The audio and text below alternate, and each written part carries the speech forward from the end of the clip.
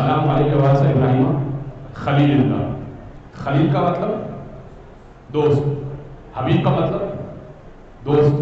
تو اگر حبیب کا مطلب بھی دوست اور خلیل کا مطلب بھی دوست تو ابراہیم و محمد برابر نہیں ہو گئے بھائی، ابراہیم و محمد برابر نہیں ہو گئے. تو آپ دیکھیں چونکہ اردو میں گنجائش نہیں ہے، اردو میں گنجائش نہیں ہے، الفاظ الگ الگ ہیں. خلیل کا مطلب بھی ہم دوست کرتے ہیں، حبیب کا مطلب بھی ہم لوگ دوست کرتے ہیں، مگر اس میں ایک فرق ہے.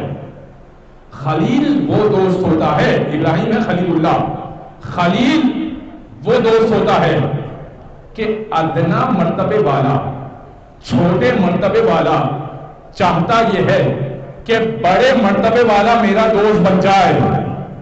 اور حبیب وہ دوست ہوتا ہے کہ بلند مرتبے والا چاہتا ہے کہ چھوٹے مرتبے والا میرا دوست بن جائے.